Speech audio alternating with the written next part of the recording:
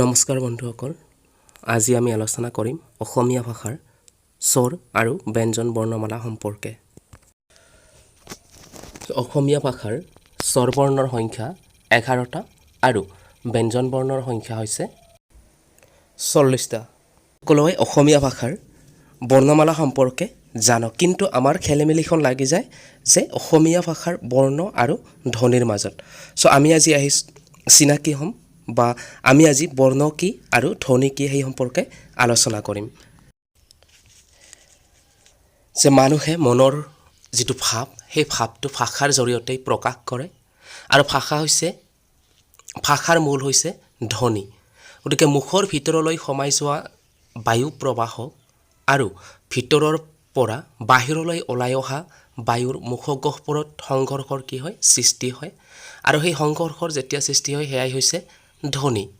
গতিকে মানুহৰ মুখখন হ'ল ঘাই বাকযন্ত্ৰ আৰু ইয়াৰ প্ৰধান অংগবোৰ হৈছে ওঠ, দাঁত, দাঁতৰ আলু, তালু, জিভা, কণ্ঠ আৰু নাক। গতিকে এই অংগবোৰৰ সহায়ত বায়ু প্ৰবাহক ৰোধ অথবা নিয়ন্ত্ৰণ কৰি ধ্বনিৰ সৃষ্টি কৰা হয়।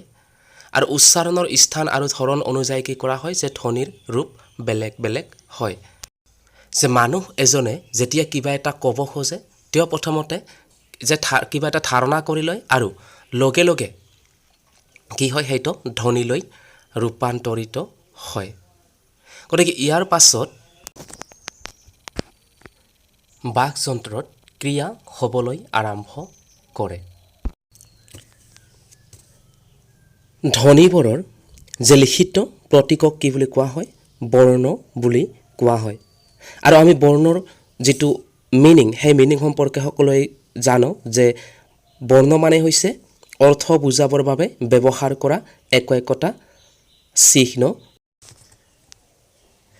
যে সত্যনাথ বৰাৰ মতে মানুহে কথা কওঁতে যিবিলাক শব্দ উচ্চাৰণ কৰে সিহঁতক লেখি প্ৰকাশ কৰিবলৈ প্ৰত্যেকটোতে একোটা চিন ব্যৱহাৰ কৰা হৈছে আৰু সেই চিনবিলাককেই বৰ্ণ বুলি কোৱা হয়।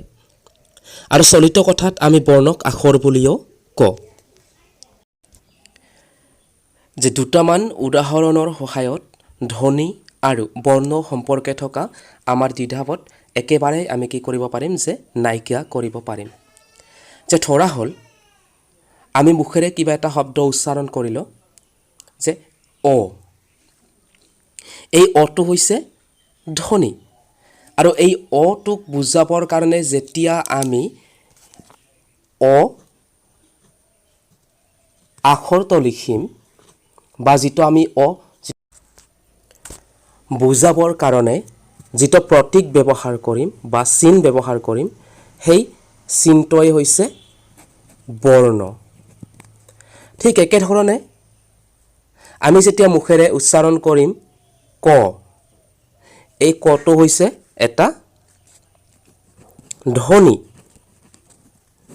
আৰু এই কটোক বুজাবৰ কাৰণে আমি যিটো চিন ব্যৱহাৰ কৰোঁ বা চিহ্ন ব্যৱহাৰ কৰোঁ, সেই চিহ্নটোৱে হৈছে বৰ্ণ। যে অসমীয়া ভাষাত স্বৰধ্বনিৰ সংখ্যা 8টা আৰু স্বৰবৰ্ণৰ সংখ্যা হৈছে 11টা।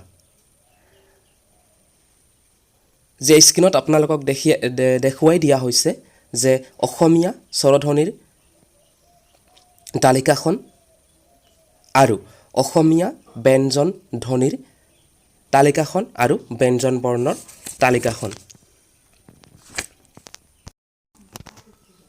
এইখিনি আলোচনাৰ পৰা আমি ধ্বনি আৰু বৰ্ণ সম্পৰ্কে জানিব পাৰিলোঁ।